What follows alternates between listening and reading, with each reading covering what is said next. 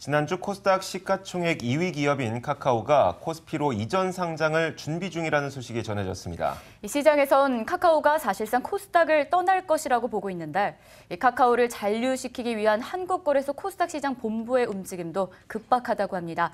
자, 이와 관련해서 허윤영 기자와 구체적인 내용 다뤄보겠습니다. 네. 허 기자, 일단 이 카카오가 코스닥 시가총액 2위 기업이다 보니까 만약에 코스닥에서 빠져나가게 될 경우 이 코스닥에 이 영향도 상당할 것 같으로 보이는데 이 때문에 좀 코스닥 시장 본부가 발칵 뒤집혔다고요? 네, 그렇습니다. 일단 그 거래소 코스닥 시장 본부는 당황한 표정이 역력한데요. 한편에서는 대기업이 된 카카오가 신의를 저버렸다는 목소리도 나오고 있습니다.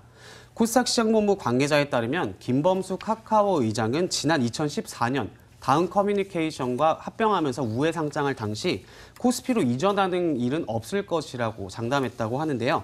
당시 거래소 측이 네이버 사례를 언급하면서 NHN처럼 카카오도 코스피로 가는 것 아니냐고 우려했고, 이에 김 의장이 코스닥에 있겠다고 답변을 했다는 겁니다. 그런데 상장한 지 3년 만에 코스피로 떠나버린다고 하니 허탈감뿐만 아니라 배신감마저 느낀다는 것입니다.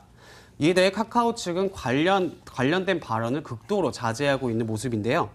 실제로 이런 약속을 했느냐고 물어봤더니 그 공식적인 문서로 존재하는 부분이 아니어서 그 자세한 당시 상황은 확인해 줄 수 없다고 답변했습니다.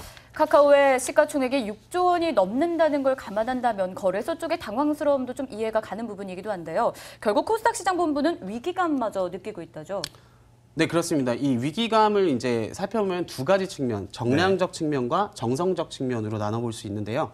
먼저 정량적 측면에서 살펴보면은 카카오가 코스닥을 떠나는 경우 거래대금 감소가 불가피합니다. 다시 말해서 코스닥 본부가 벌어들이는 수익이 줄어든다는 의미죠. 실제로 지난 6개월 코스닥의 일평균 거래대금을 보시면요. 2조 9,260억 원 수준인데 같은 기간 카카오의 거래대금이 379억 원 정도 되니까 약 1.4%를 차지하고 있습니다.